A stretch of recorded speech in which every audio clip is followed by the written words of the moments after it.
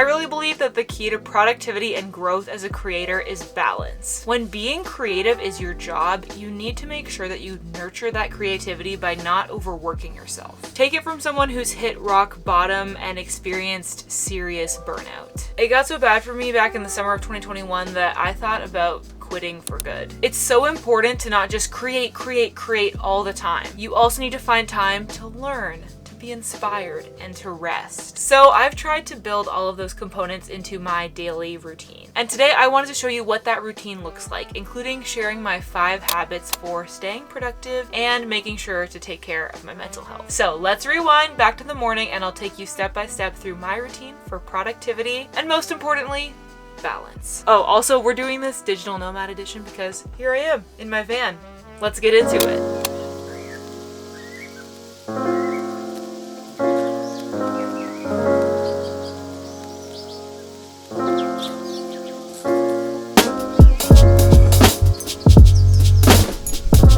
It's really important to me to have some semblance of a morning routine and to try to keep that consistent, even though it can be difficult when I'm in the van. I'm often waking up in a different place every day, and our time off of work tends to look very different every day as we're exploring new places. Nonetheless, I try to get up at a consistent time every day, even if we're changing time zones, and get dressed and start on these 5 habits that really help me stay productive. The first habit I like to call clear space, clear mind. So my very first task of the day is tidying up the van so I can have a organized space to work in. This just makes me feel more organized even if I'm not actually.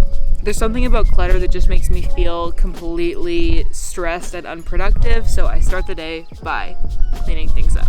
The second habit that I like to stick to when I can is move your body when you're able to. I'm not gonna lie to you and say that I do yoga every single day because I don't, but I really do try to get myself outside and moving around in the morning. It's so hard to make yourself do it, but you feel so much better when you do.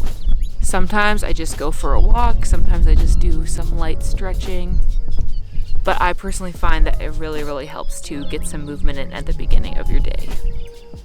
Even though it sucks and it's really hard to convince yourself to get out of that warm bed, but it's very worth it.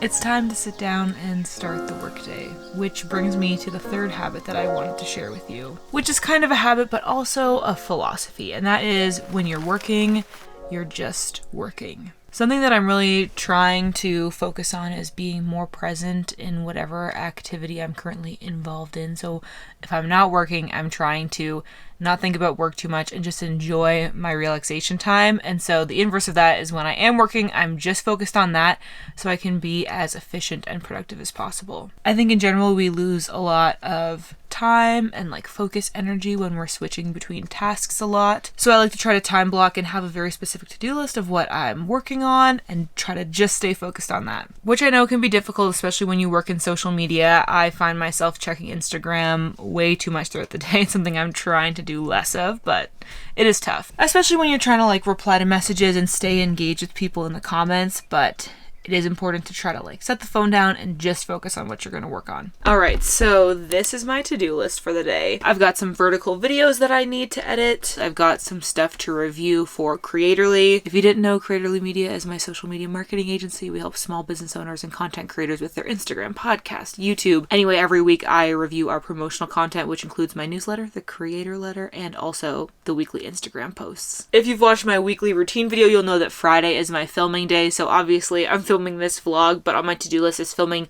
the intro and outro for this video, which I'm going to do later today. Plus I've got a few tasks for my travel vlog channel. I'm going to create a thumbnail for the video that's coming out this week, and I also like to post a carousel on that Instagram page every week. So let's get started.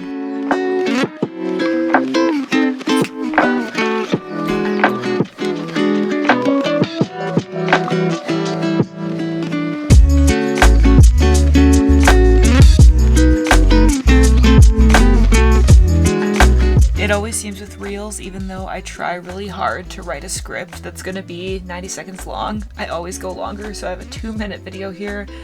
I've got to try to cut it down.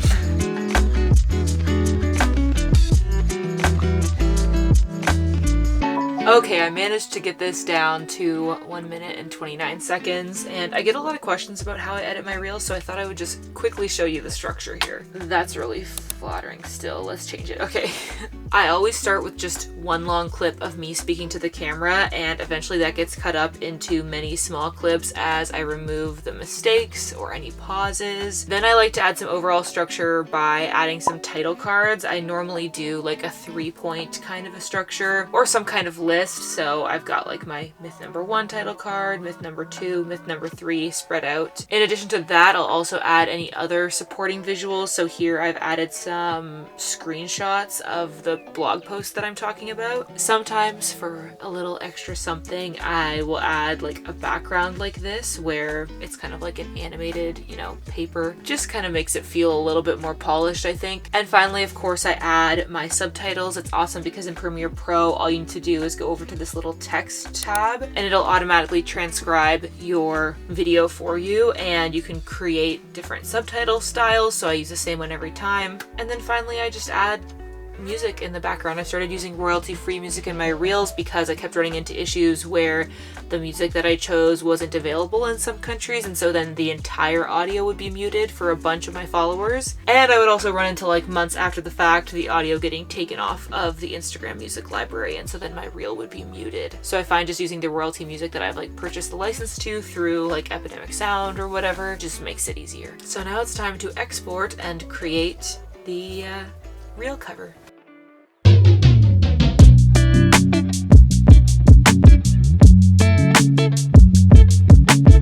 I wish I had some really great tips for how to not get distracted when you need to use your phone for the work you're doing. I don't have any secret method. I just try really hard to get back on track. Anyway, I'm gonna go ahead and watch back through these reels, make sure I don't notice any mistakes, and write a quick caption.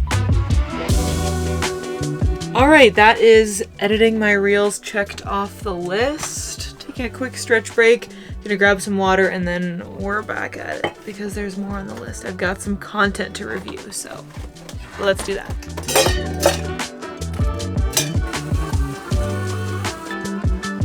So if you're curious about more of the behind the scenes, basically Shelby is kind of the manager of Creatorly, my agency, and she also works on some of the marketing efforts, including running our Instagram and writing the creator letter, which I know some of you are subscribed to. It's a really great free weekly newsletter where we share Reels trends and the latest social media updates and news, so head over to my website to subscribe if you haven't already. But basically Shelby prepares that content, and then once a week I just go through and review everything, make sure there wasn't anything missed or any like quick changes, and then it's ready to get posted next week. Alright, content is all reviewed, and I guess it's time for lunch. What are you making me, Dan? Sandwiches?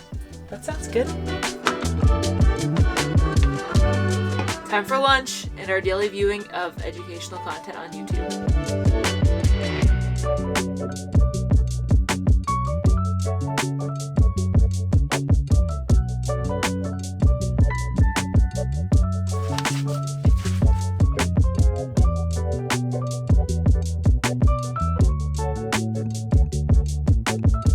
So I finished up my lunch break and come outside, and I feel like now is the perfect time to tell you about my third habit or philosophy around productivity, and that is that time spent on hobbies is time well spent. I feel like in the past, and even now, I'm definitely still guilty of this, of getting too focused on work to the point where it kind of starts to impact my mental health. Especially as a content creator, there's so many numbers that you can just become obsessed with, and you can really let them kind of dictate your emotions. And if I'm totally honest with you, I'm kind of having one of those days today where I feel like my latest YouTube upload didn't perform as well as I wanted it to, and it really stings seeing that 9 out of 10. And my Instagram growth was popping off for several weeks and has completely stagnated, and I don't know what to do to change that. And I know that these feelings are fleeting, and I know that it's so superficial and like silly or whatever, but it can be really hard. Like those kinds of things start to get to you. And the reality is there is only so much you can do. You just need to create your best content and be consistent and try to learn how to improve your craft. And beyond that, we can't directly impact those numbers. So I started to realize recently that it would be very beneficial for me to have hobbies that I could kind of have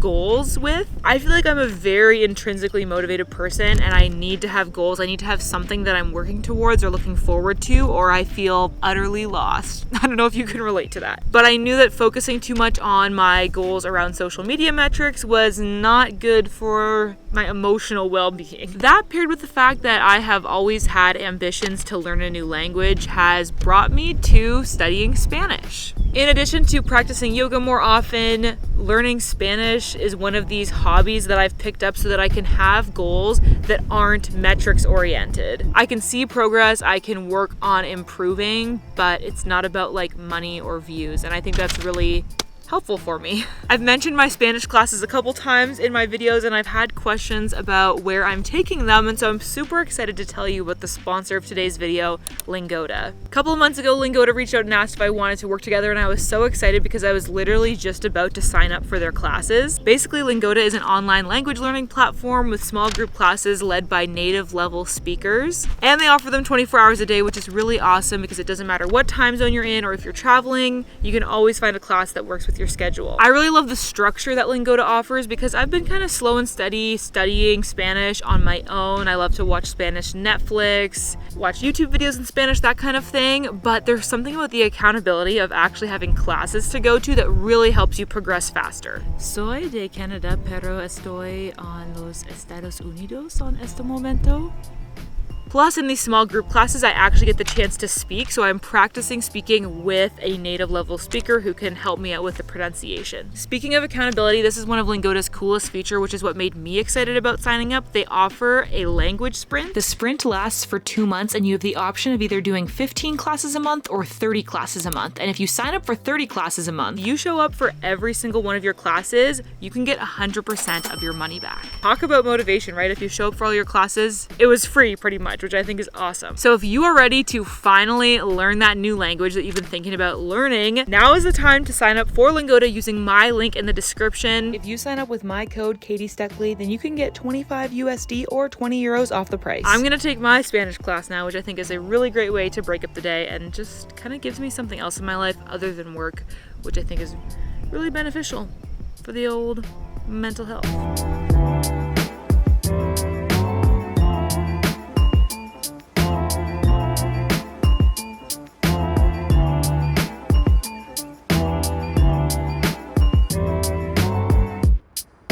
So I think in my other vlog, I was telling you all about how I'm kind of trying to work on growing a second channel and a second Instagram account at the moment, and it's for travel content. So the YouTube channel is called Katie and Dan in a Van, and it's basically vlogs of me and Dan's adventures traveling. So I am trying to incorporate working on that content into my regular schedule because I really think if you want something to grow, you have to dedicate at least some time to it. I've definitely kind of let it fall on the back burner a few different times. Like I've gone through waves of really focusing on it. So on today's to-do list, I need to shoot and edit a thumbnail for the vlog that we're posting on Sunday. I edited it yesterday and I'm actually super happy with how it came together. So I just need to get that thumbnail ready. I forgot to shoot one when we were actually filming the vlog. So I want to do that still this afternoon. And as part of my content calendar for the Katie and Dan in a Van Instagram, I've been trying to post weekly carousels where it's just kind of like a casual highlight reel of what we've been up to in the past week. I feel like I've seen this type of content become more and more popular on Instagram, where it's very like unfiltered, just like quick snaps. I mean, it's obviously still curated because you're picking out the best photos, but I also just think it's fun to be able to have like a weekly recap to look back on. So I want to put that together this afternoon as well. That really fits into my wider content calendar for the Katie and Dana in a Van Instagram, which at this point is basically one reel per week plus that carousel each week, because I feel like that's kind of what's reasonable for me to commit to. And I've been experimenting with some kind of more trendy reels and some where it's more like talking to camera. And so far I'm finding that the more involved like talking to camera mini YouTube style is doing better for me, but I'm also doing some of them as collabs with my own account, so that kind of throws it off. I feel like I'm gonna need more time of posting and experimenting to see really what is the best content for that account. But she's slowly ticking up, she's slowly getting close to 1,000 followers, so I'm feeling excited about that. So let's go shoot a thumbnail. Could film this on a camera, but sometimes it's best to just keep it really simple.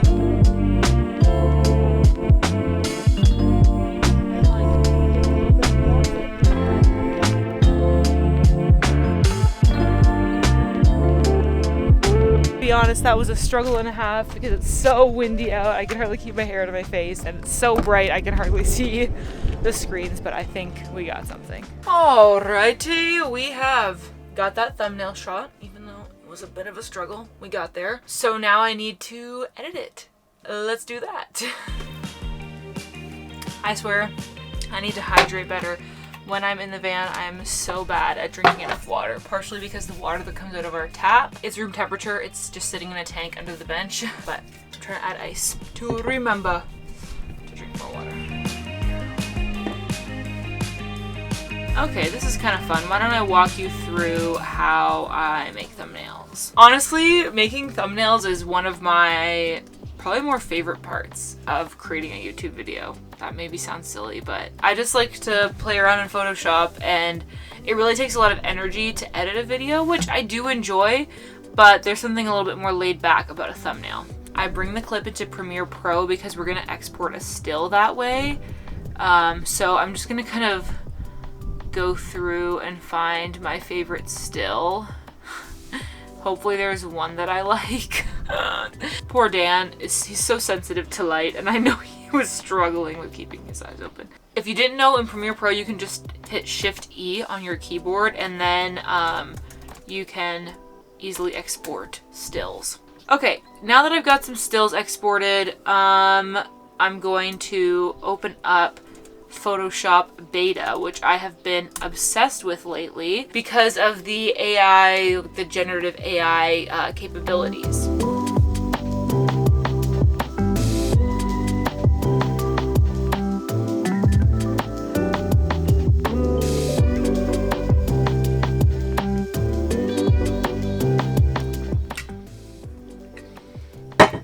I think we got the thumbnail done. I think it's good to go. Alright, to finish out my tasks related to Katie and Dan in a Van, I'm going to put together our weekly Instagram carousel roundup. Alright people, we have got pretty much everything checked off the to-do list for today, except for my final point, which is to plan next week's work, which also brings me to the 5th habit that I wanted to share with you in this video. And that habit is plan your work, work your plan. Every Friday afternoon I have this point on my to-do list, and that is to look at the week ahead and plan out my week in Notion. This gives me peace of mind that when I start work on Monday, I have a clear plan that is hopefully reasonable. I try to take into account how long everything's going to take, what meetings I have, and then I can start off the week productive instead of worrying about what I have to do, because I've already planned that. Okay, so the first step is to take the few things that I had said, I'll do that next week, and put that onto my calendar. I think we're going to do that on Tuesday. This, I told myself it needs to be done Monday, so we're going to add that there. And that is something to add to my meeting with Shelby.